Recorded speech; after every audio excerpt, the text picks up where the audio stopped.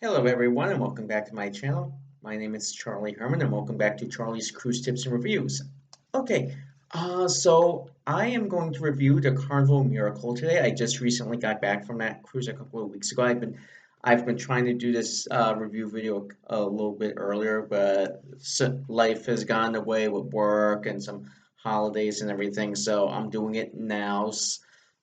So I did an 8-day cruise on the Carnival Miracle out of Tampa. I'm not going to talk about what I did before I got to Tampa. All I'm going to say is I spent a couple of days in Florida. I'm not going to spend any time on that. Just I flew into Fort Myers, spent a night in Siesta Key, spent a night in Tampa, then went on the cruise. That's all I'm going to say about that. It was an 8-day cruise on the Carnival Miracle from Port of Tampa, and we went to Limon, Costa Rica, Colan, Panama, which is close, but not at the Panama Canal itself, but I did do a canal excursion. I'll go into that later.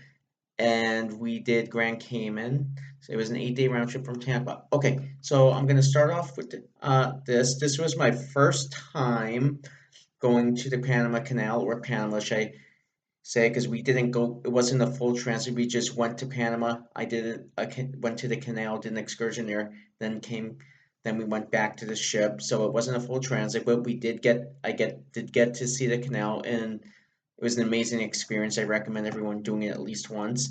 Um, this was my second time, however, on the Carnival Miracle. Even though it was an older ship, the last time I was on the ship was 2015, so this was prior to the refurbishment in dry dock. The ship itself, even though, yes, it is an older and smaller ship, it didn't feel like it was an older, smaller ship, but they did a really good job with the refurbishment, as well as it didn't, everything just felt wide open. Even though it was a full ship, I believe it holds about 22, 23, anywhere between 2,000 and 2,500 people. Didn't matter. Even though it was a full ship, it did not feel full at all. There were so many wide open places. The atrium, the classic glass elevators made it feel very open. Everything was so spread apart really well, from the different bars, the restaurants, the different entertainment venues. Even though it was a full ship and it was a smaller ship, it did not feel full at all. Like, you didn't feel like we are climbing all over each other, or you were all uh, bunched together. It just was a very, just very open. It was a very free flowing cruise. The atrium itself, I'm just gonna say it just had this amazing ambience. The atrium, it had this light. I can't say if it's a light blue. It wasn't powder blue. It wasn't royal blue, but it was something in between that, like a sky blue, like a light blue, a sky blue, which is in in the color scheme of the atrium on top of the elevators and everything. It just added to the ambience of relaxation. You could sit in there, you could have a drink, you could sit at the lobby atrium and have bar and have a drink there. You could just listen to music where they on Carnival, as you know, that's where they had the some of the entertainment, the string entertainment. If you've sailed on Carnival, you know what I'm talking about, where they have the three violin players who play cover songs. Actually, they did an amazing version of The Unforgiven by Metallica. That was amazing. But then again, whenever you go on a Carnival ship and you hear them cover a Metallica song, it just brings it to another level. But I'll leave that alone because I'm not talking about Metallica here. I'm talking about the cruise. Okay, no, everything was just perfectly located. It had, okay. It doesn't have the classic layout if you're used to going on to, say, a Dream class ship, or say or a Conquest class ship. It doesn't have that layout, but things are pretty close together on that, as close to it as that layout you can get. It's like this was the previous layout because this was a Spirit class ship, and then they moved to the layout. I believe it. Well, now it's called the Sunrise class ship, I believe.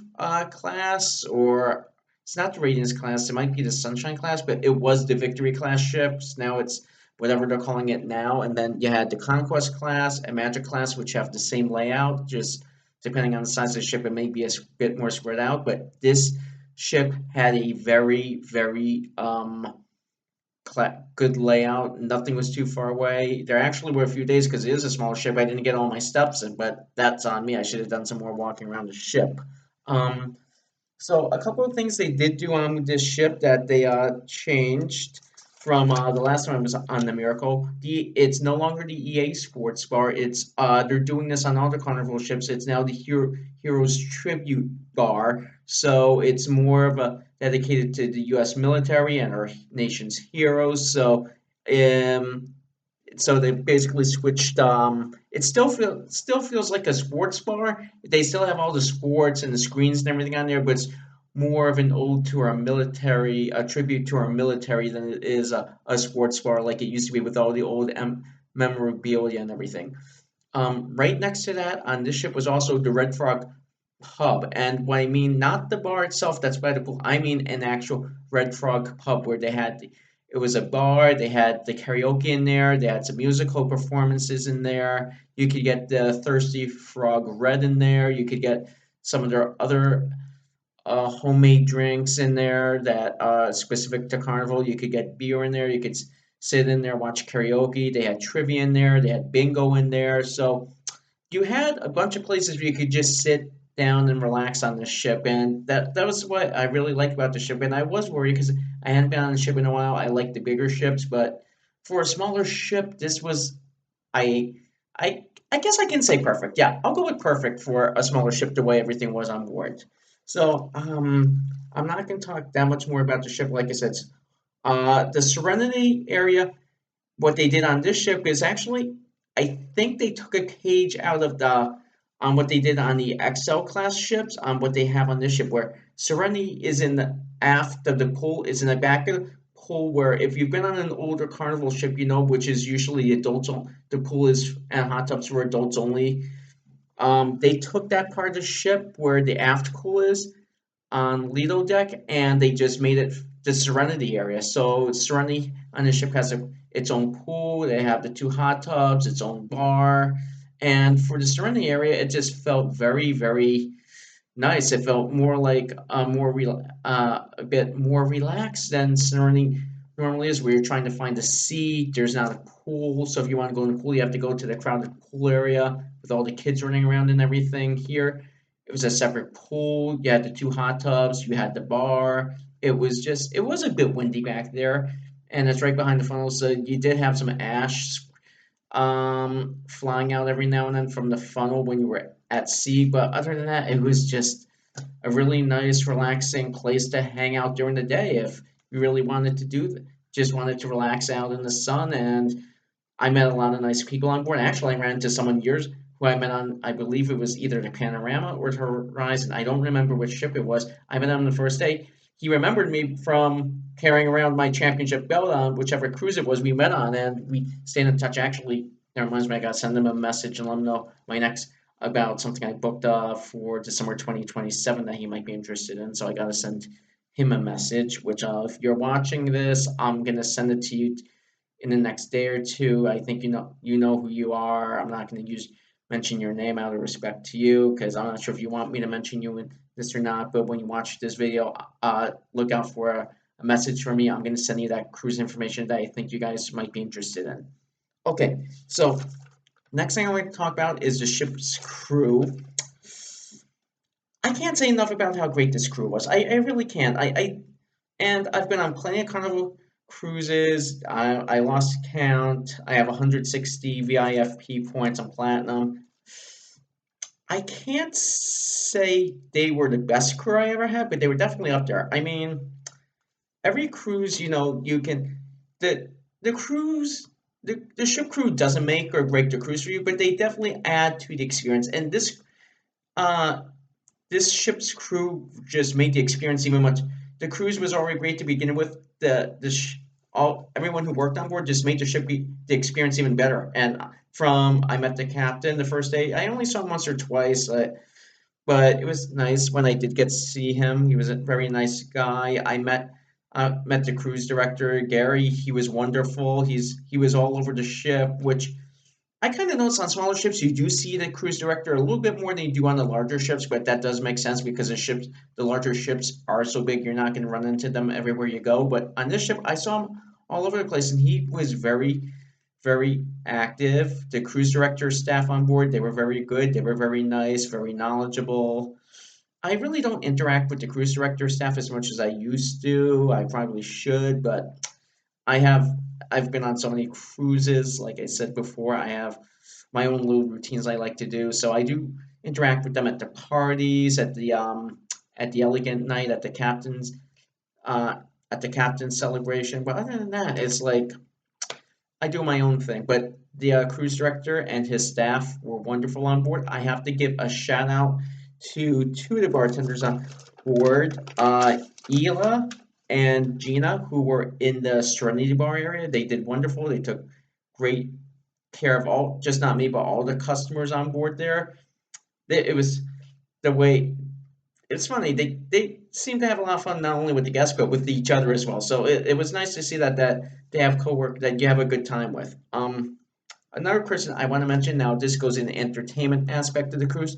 The piano bar was Andy, the piano bar player. He was amazing. He is actually I'm gonna say a top five piano bar player. I might even go yeah, I'll stay with top five because I can't go through all the top best ones I've had in my head because I have a lot of them. Some of them still on a first name basis with, some I'm still friends with. So I'm not gonna rank and do anything like that. But yeah, he was one of the better piano bar players I've had in a very long time. It wasn't just the piano bar itself with him. It was more like a comedy show, a comedy music show. Like he would make jokes, he would do comedy songs, he would do some dirty songs, he would mix in this, that, and whatever between requests and other songs he wanted to sing. He would get other people, staff members from the cruise to come in the bar and sing with him. So it was just a lot of fun in there. Okay, I did go to the stand-up comedy one night. The last night of the cruise, it was a lot of fun. It was a lot of fun. It's just for me, I don't know what it is. I just don't do the comedy as much as I used to anymore. But that's fine. It's not for everyone has their own things they like to do on board the cruise. On board the cruise, we had two parties. They didn't have the mega deck party this time. They did have because they substituted it with a St. Patrick's Day party, which I was a bit late to that night. I was there for the very end of it because I was watching the finals of the World Baseball Classic in the Heroes Tribute Bar with my friend who I went with, and a bunch of people from the ship were in the bar watching that game because it was Team USA versus Venezuela. So a lot of people were watching that game, even though it was St. Patrick's Day. So I got, and the game went. It was a longer than normal game. So I didn't get to. I was only there for like the very end of the party. The white hot party was a lot of fun. It was a bit eclectic because they played different music from different decades. You had 60s, 70s. They did a little bit of 80s, but not that much because the final party on the second to last night of the cruise was the 80s party. I'll talk about that in a little bit. They played 90s music, they played a bit of early 2000s, but that was a very nice party. It wasn't as long as the other parties. I say that party was about maybe half an hour, not the normal 45 minutes an hour like it normally is, but it was a lot of fun. Keep in mind, we did have a sea day the next day. So a lot of people, when they do it on sea days, not as long because people want to sleep in the next day. Um, the next party, like I said, we did have on board was the 80s Rock and Glow party. That was a lot of fun. It was outdoors. It was on Lido Deck. Now, on Lido Deck on this ship compared to other ships, it's not as large. So it was a bit crowded there. But like I said, that's the only time you really felt it was a bit crowded because everyone goes to the 80s parties. It's second to last night of the cruise. So it's really the last night everyone gets to go out and be out late because the next day everyone's going to bed early because you have to get up early for the be out be up early on disembarkation day. You gotta be off to have breakfast around six, be up around 6 a.m. Have breakfast, be off the ship by 7. If you're like me and you fly, you have to get yourself to the airport. So, but the 80s part was a lot of fun. They played the typical music, Journey, Bon Jovi. They closed the party as always with Purple Rain, which is a lot of fun. That was just amazing. The entire ship was singing along. It was just it was a great experience. Of course, they played the obligatory girl Cyndi Lauper "Girls Just Want to Have Fun." Like they played all the typical '80s obligatory songs you would hear at an '80s party, and it was a wonderful night. It was nice. It was yes, it was hot, but it it was just a great overall experience. The '80s party on the ship. So now I'm going to start talking about the experience, the excursions a little bit. Not that much. I'm going to talk about the ports a little bit, and then I'm going to wrap it up. But I'm going to talk more now about why I actually booked this ship and this itinerary to begin with because of where it went. My friend and I, our first port of call was in Limon, Costa Rica. We booked the rainforest excursion. Forgot the name of the rainforest. I gotta look at my pictures, but it was amazing. It was breathtaking. The the we first started. We walked through where they showed us some animals and the things like the things you would see in the rainforest. Like there was a boa constrictor. We saw different types of insects and birds. As we walked through the rainforest, we did get we saw the different type of plants and trees and animals they had in there. I saw a slosh in there somewhere. I didn't get a picture of it, but that was amazing.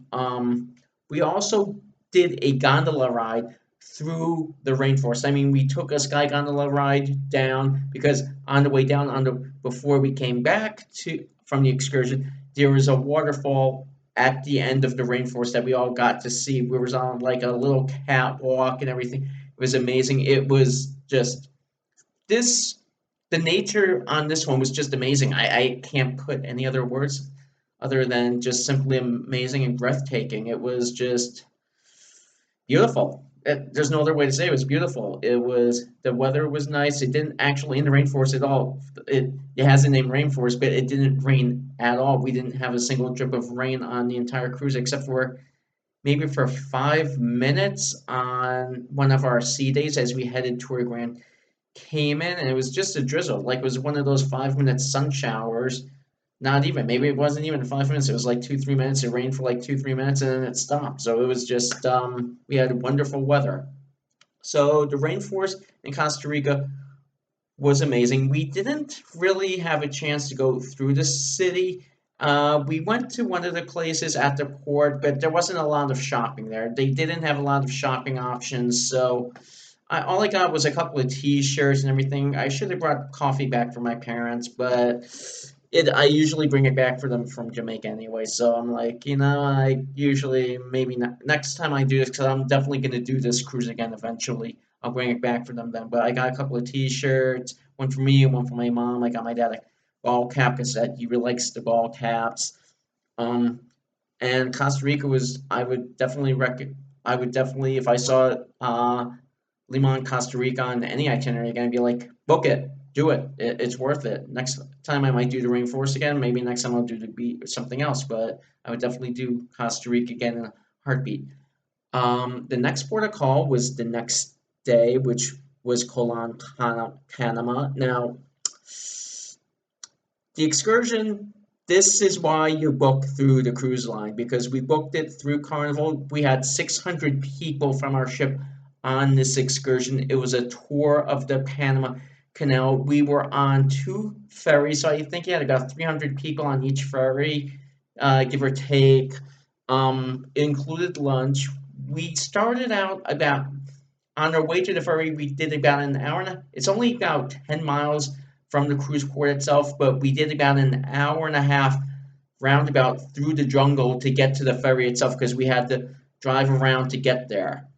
So we drove through the jungle. It was very nice, very interesting, I'll say that. Once we got on the ferry, we left about an hour late because the way it is, the ferries can't leave until the ships that are coming through clear the canal and clear the passageway. So we had to wait for three container ships to clear before we could start. So we were about an hour late because of that. So our excursion was already running an hour late, but I'm not going to talk about that much more, except for the adventure coming back to the ship. But I'll leave that's a little bit later on. I'm going to talk about, but it was just. It's hard to put into words how amazing this experience was. Actually, being on a ferry and just going through, sailing through the canal. We went through all three locks. Um, we touched the wall. I took pictures of us going through the locks. Um, and it's true that we got a special permission where they didn't need the big ships to pull us through like they normally do, like a tugboat or something. We just sailed through because we were running late. But every time you just went down and you saw as they released the water into the next locks, so you could keep continuing on because you would just drop keep dropping about 20 feet each time because of how far above sea level we actually were, the locks. So it was just amazing. It's just a once in a lifetime experience, and I think everyone should do it at least once in their life. It was just amazing, just going through the canal. And then once we actually sailed through the canal on the way to where we were getting off the ferry, you could see we were going adjacent to Panama City, so you could see how Panama City from the side and how beautiful Panama City was. It was just wow. It was like a major. The architecture was beautiful. They had a lot of modern buildings. It was breathtaking. The whole day in Panama was breathtaking until we got off the ferry and tried to get back to the ship because it was only supposed to be about an hour uh, bus ride back to the ship, but it turned out to almost 3.5 4 hours. We were supposed to leave, be back on the ship at 5:30, and be back on the ship at 6 and leave at 6:30. We didn't leave until about 10:30 at night because of this one excursion. Because, as I said, there were 600 people on board this one excursion we were an hour late to begin with, and then coming back, which was supposed to be an hour bus ride, turned into almost about 2.5 hours because of a major traffic accident coming in on the highway in Panama City. So we had to divert around. Our bus driver first on the highway because there was a gridlock on the highway, drove diverted around Panama City, around all the traffic, which took about another 45 minutes an hour. And then once we got around that, it was about half an hour, 40 minutes till we got back to the actual ship. But yeah, rush hour traffic in Panama City was bad, but you add a accident that includes two metro buses and a truck. Yeah, that was a disaster. So about 600 between 8 o'clock and 10 o'clock, you had about 600 people just trying to get back on the ship. And yes, they did keep the buffet open for everyone. They kept the restaurants open later than they normally would, so people could have food because otherwise some people wouldn't have been able to eat all night unless you went to Guys or the 24-hour pizza or something. So they did keep everything open for everyone. And but other than that, Panama was amazing. Unfortunately, I did not get my passport stamped on this one in Panama, like because by the time we got back to the ship, they had closed immigration.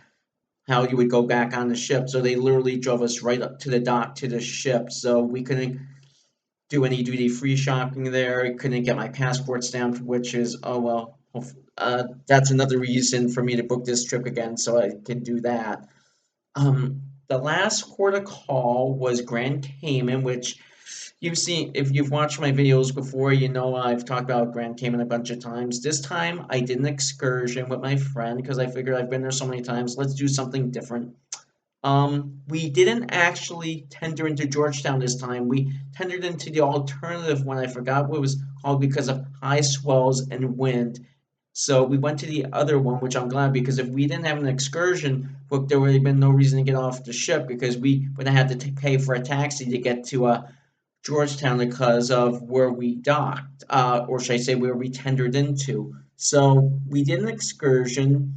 We did the rum distillery, a dance lesson, and the 7 Mile Beach for an hour there. We spent an hour at the beach, and then the beer brewery. It was a very fun, relaxing day. Had a couple of Had a couple of free samples of rum. My friend bought a bottle. He brought it back. When we were, the dance lesson was interesting. That was the shortest stop of the entire excursion. We were only there for about maybe 20 minutes at most, maybe half an hour at most, if that much. I think it was more like 20 minutes. It was fun. Did a little bit of dancing. Had a rum punch. That was strong, but any drink you get in the Caribbean is strong. Then we did an hour at the beach. It was very nice on the beach. It was hot, warm, but we did have a nice breeze, so it was very, very nice. And then we just went to the K Brew Brewery, which is their own local beer, and we had about four samples. If I should have brought a little bit more cash with me on this trip, I probably would have bought another couple of beers of the K Brew Light, which is my favorite beer. I always get that when I'm in Grand Cayman. When I'm back in December, hopefully this time we do tender in George Cayman, and I can go to my favorite bar and get a couple of those after doing my duty free shopping. But other than that, Grand Cayman was a lot of fun. And then back on the ship, and then 2 days later, that was on Friday. Saturday was a sea day, and then Sunday we were back in Tampa.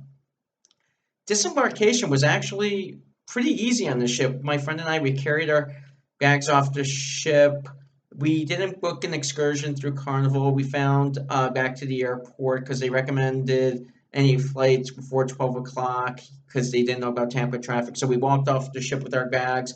We found a $10 shuttle ride to the airport. We were off the ship at around 7:15. We were at the check. I was done checking in by 8 o'clock, so I was at the gate by 8:30, by 8:15, because I have TSA pre-check and touchless with Delta, so it was just very quick to get through security, and I'm at the gate before 9 o'clock for 11:30 flight. So in closing, this was a once in a lifetime cruise. Does I would recommend it definitely, especially if you see it on a Spirit class ship from Tampa on Carnival. The overall experience was just amazing, and I would give this cruise a definitely 10 out of 10. Nothing, no reason to give it anything less than a 10. It was amazing. The staff on board was amazing. The ship, even though it was older, the ambience, the beauty, the openness of it. A couple of things I did mention is that they had some artwork on board, like the classic artwork, the classic Greek, old style Greek and Roman statues they had in a few places on board. I forgot to mention that. It was just wonderful, and I can't say anything more about it. And I would recommend this ship, especially for this itinerary, or I would say any Spirit class ship for this itinerary out of Tampa. So, in closing, I'm giving the Carnival Miracle and the 8 day Panama, Costa Rica, and Panama Canal cruise a 10 out of 10. Thank you very much for watching. I'll be back soon with another video, and remember, be a cruiser.